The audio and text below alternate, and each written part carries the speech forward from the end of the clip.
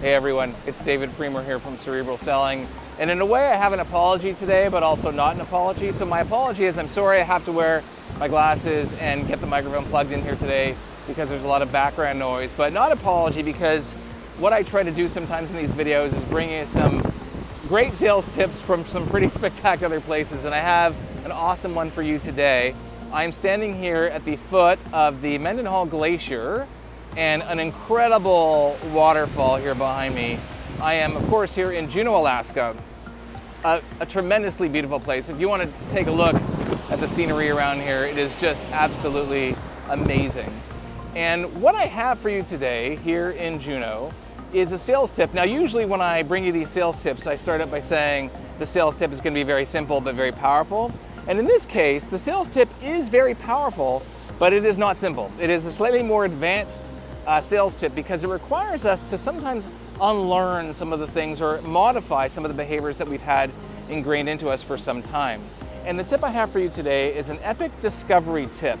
Now, this particular tip has to do with the order in which you ask your discovery questions. Now, we do a lot of videos on discovery tactics. This is a really, really awesome one, and one that I was actually not aware of until not too long ago. And the idea is when we do our discovery conversations, we have our discovery conversations with our customers, we want to ask really good questions. Now, most sellers are familiar with asking what are referred to as layered questions. So you ask a customer to say, for example, what's the problem and how long has this been going on and can you give me an example?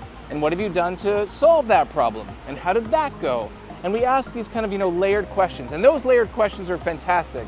And you should absolutely be doing those in your discovery conversations. But there was a really interesting study that was done a little while ago that talked about the surprising science behind the order in which you ask those questions. Now, the kind of questions we want to ask are often thought-provoking questions, right? We want to provoke thoughts in our buyer's mind. But more important than thoughts are feelings. We want to ask questions that invoke feelings in the mind of our buyer. And some of the questions that we can ask do invoke those feelings, right? When we ask them about their current state and how that state is going. But I'll give you this example from this study. They asked these German university students, they asked them how they, their general level of happiness. How happy are you these days?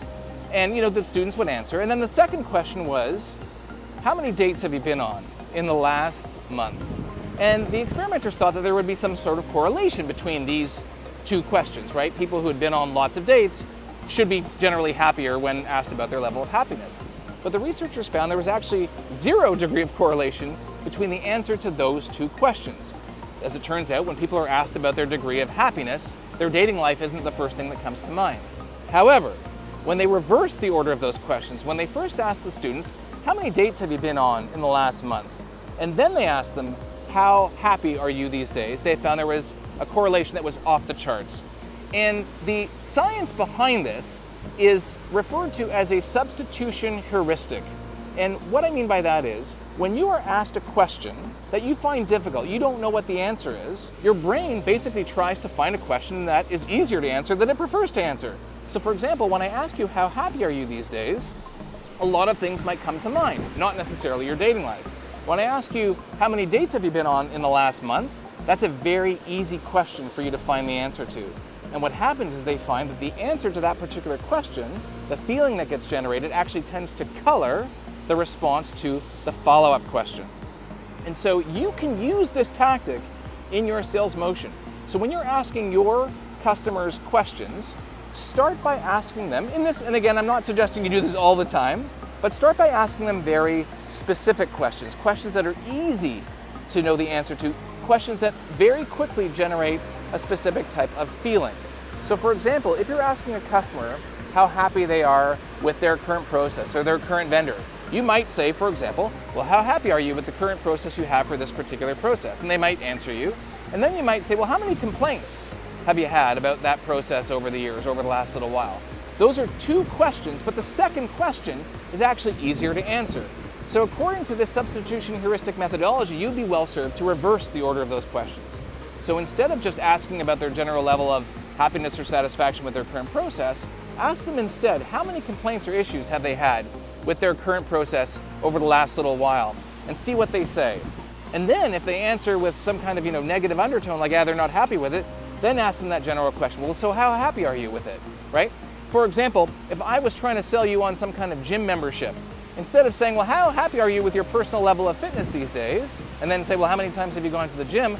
I would start out by asking you, how many times have you gone to the gym over the last month or so?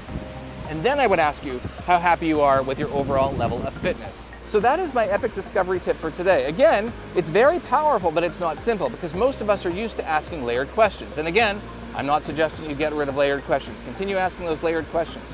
What I am suggesting is moderating your discovery approach by incorporating some of these substitution heuristic questions, asking questions that are emotionally feeling provoking, that are easy for your customer to answer, that are in your favor, before asking a more general question about their current state. That is my epic discovery tip for today, and we'll see you next time from Juneau, Alaska.